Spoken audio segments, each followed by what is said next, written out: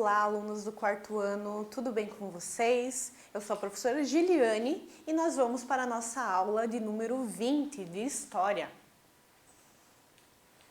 Na nossa aula de hoje, nós vamos aprender sobre as grandes navegações.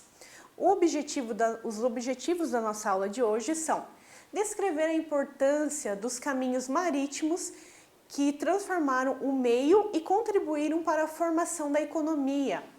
Também nós vamos ver um pouquinho, reconhecer a importância das grandes navegações para a formação do território brasileiro. Evolução dos transportes. Como nós já estudamos anteriormente, os meios de transporte e suas funcionalidades para nós, seres humanos. Descobrimos que à medida com que o homem evolui, ele cria as novas tecnologias conforme a necessidade que surge na vida cotidiana da sociedade. Um dos grandes momentos da história é que o ser humano tinha e ainda tem a necessidade de negociar, ou seja, a partir das trocas, criar uma nova forma de economia, gerando assim possibilidades de comercializar mercadorias. Com isso, foi necessário expandir, termo que veremos a seguir. O que significa será expandir?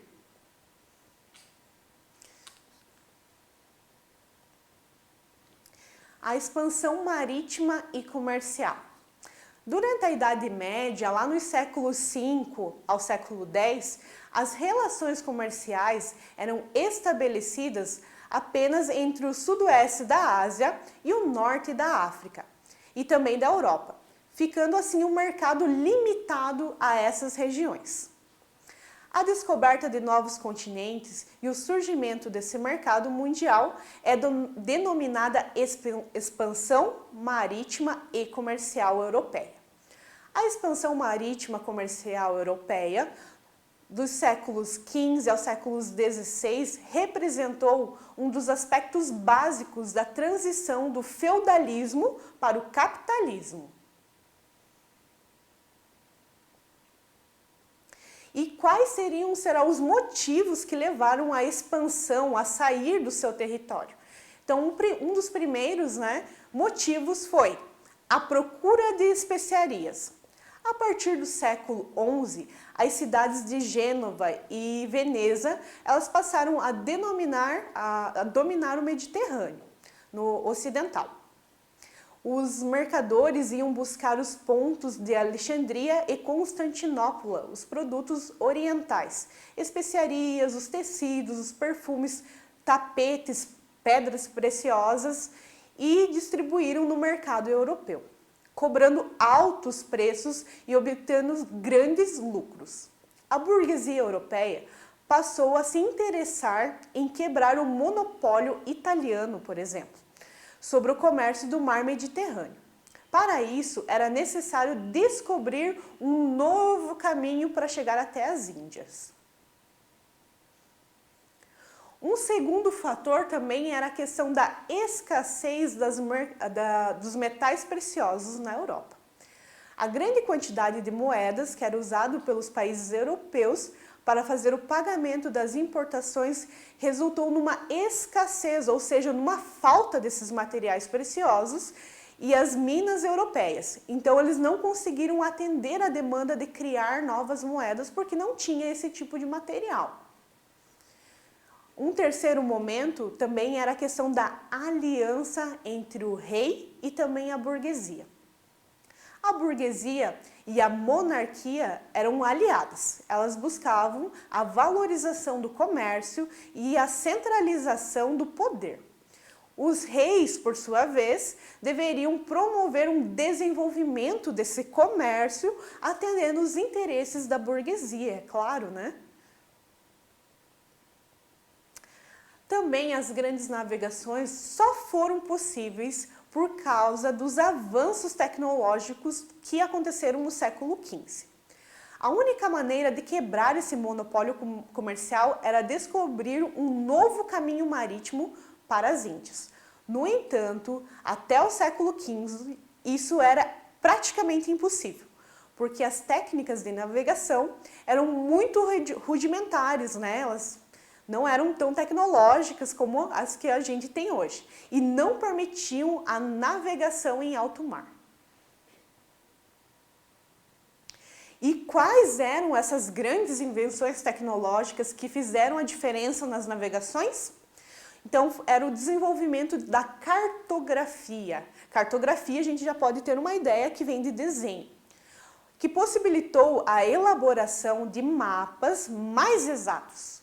Os estudos de astronomia, o aperfeiçoamento das embarcações, o surgimento das caravelas com velas triangulares e os navegadores passaram a utilizar também a bússola e o astrolábio, que determinavam a latitude e a longitude também.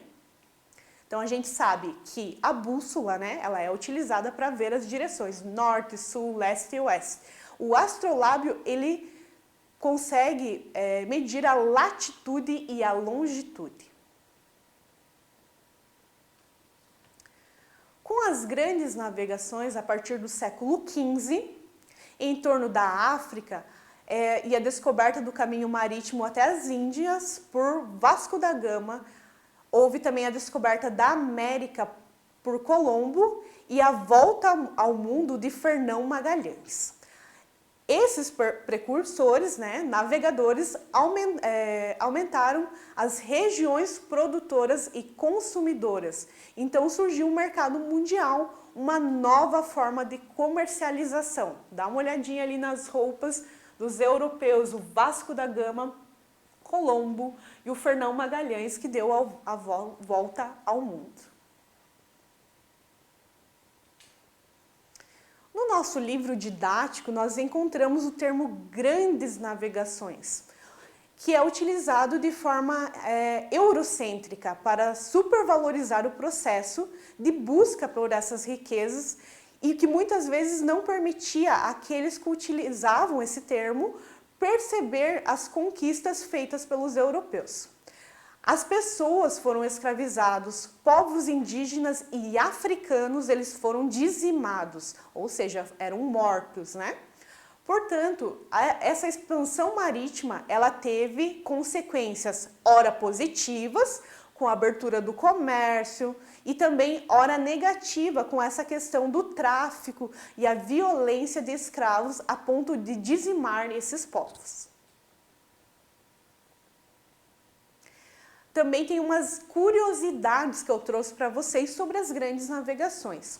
Até o século XV, as pessoas não sabiam, pasmem, não sabiam que a Terra tinha de forma arredondada e acreditavam que o mundo era formado somente pelos continentes da África, Ásia e Europa. Os principais produtos transportados e comercializados entre esses povos ali no século XV eram geralmente o arroz, o peixe seco, tecidos, algodão, ferro, cobre, pimenta malagueta, noz de cola, marfim, ouro e também os escravos.